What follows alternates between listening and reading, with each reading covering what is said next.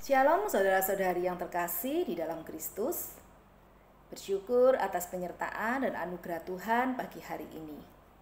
Bacaan renungan pagi ini kita ambil dari Ayub pasal yang ketiga sampai dengan kelima. Menceritakan bahwa Ayub adalah orang yang saleh dan taat hidupnya kepada Tuhan.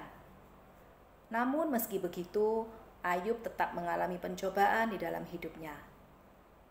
Hal ini tentu bukan menjadi hal yang mudah bagi Ayub. Ketika pergumulan yang dialami Ayub begitu berat, dia juga merasa sedih, berkeluh kesah, bahkan sampai mengutuki hari lahirnya sendiri. Namun di dalam semuanya itu, di dalam keluh kesahnya itu, Ayub tidak sama sekali meninggalkan Tuhan.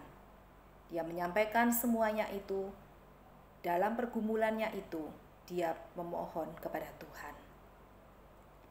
Sikap Ayub ini menunjukkan bahwa dia tetap menyertakan Tuhan dan berharap terus pada pertolongan Tuhan. Kita juga melihat Elifas, seorang sahabat Ayub yang tidak sepenuhnya mendukung Ayub. Elifas memberikan teguran dan nasihat tentang penderitaan yang dialami Ayub.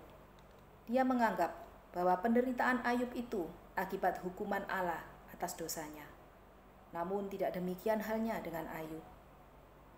Ayub berpegang teguh pada prinsip-prinsip hidup selama ini, yaitu di dalam kesalehan Ayub dan hidup takut akan Tuhan, Ayub yakin dan penuh pengharapan kepada Allah.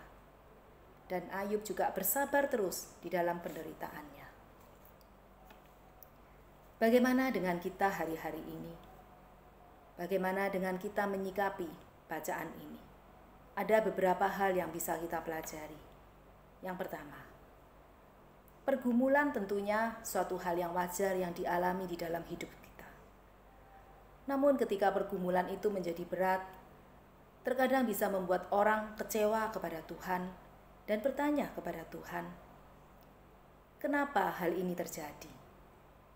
Padahal kita merasa kita orang yang hidupnya sudah taat, setia kepada firman Tuhan. Tetapi seolah-olah Tuhan meninggalkan kita. Seolah-olah Tuhan tidak mempedulikan kita. Mari, sekali lagi kita teladani sikap Ayub yang tidak kecewa kepada Tuhan, sekalipun dalam kondisi yang berat, tetapi tetap memiliki dan membangun keyakinan penuh kepada Tuhan. Percayalah bahwa karena pertolongan Tuhan sajalah kita dapat hidup. Tetaplah setia kepada Tuhan dalam setiap pergumulan hidup, dan hanya daripadanya lah sumber pertolongan kita.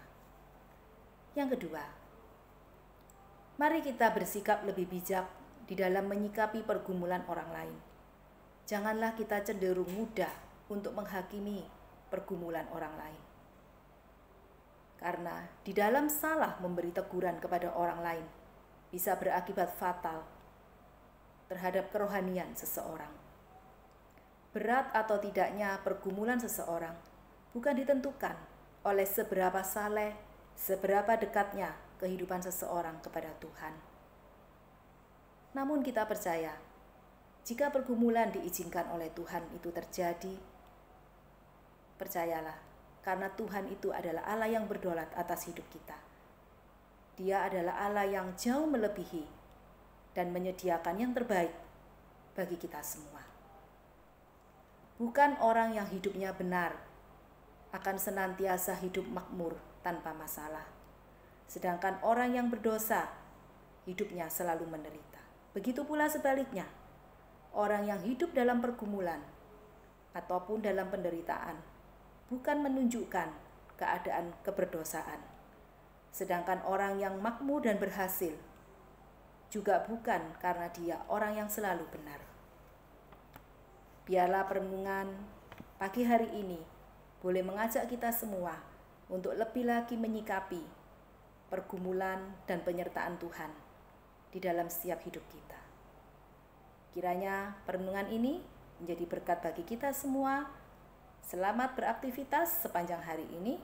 Tuhan Yesus menyertai kita semua.